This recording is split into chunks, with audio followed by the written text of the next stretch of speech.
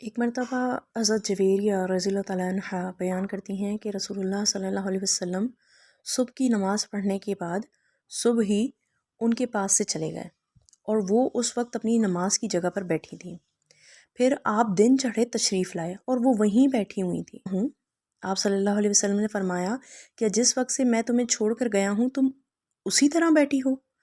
حضرت جویریہ رضی اللہ تعالیٰ عنہ نے کہا جی، جس پر آپ صلی اللہ علیہ وسلم نے فرمایا میں نے تمہارے بعد یعنی تم سے جدا ہونے کے بعد 4 ایسے کلمات 3 مرتبہ کہے ہیں، جو کچھ تم نے صبح سے اب تک پڑھا ہے اگر اس کا ان کلمات کے ساتھ وزن کرو تو ان کلمات کا وزن زیادہ ہوگا۔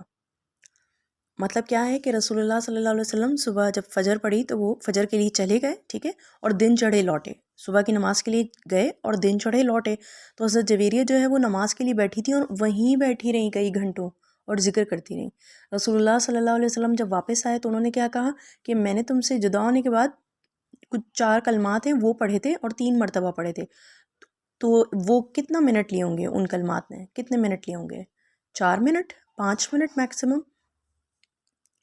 تو آپ صلی اللہ علیہ وسلم نے کیا فرمایا کہ اگر میں کمپیئر کروں میرے ان 5 منٹ کا اور تمہارے وہ جتنے بھی گھنٹے عبادت انہوں نے کی بیٹھ کر 2-3 گھنٹے یا 4-5 گھنٹے جو بھی تھا وہ مینشن نہیں ہے، تو میرے کلمات زیادہ وزنی ہوں گے، مطلب جو کچھ تم نے کہا اس سے زیادہ میرے کلمات وزنی ہیں۔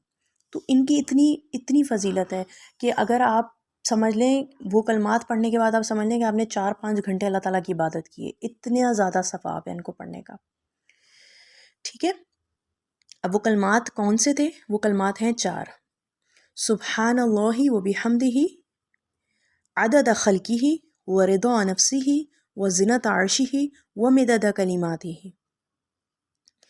مطلب کیا ہے اس کا کہ اللہ کی حمد اور تسبیح ہے اس کی مخلوق کی عدد، مطلب اس کی مخلوق کے برابر، اس کی رضا کے برابر، اس کے عرش کے وزن کے برابر اور اس کے کلمات کی سیاہی کے برابر۔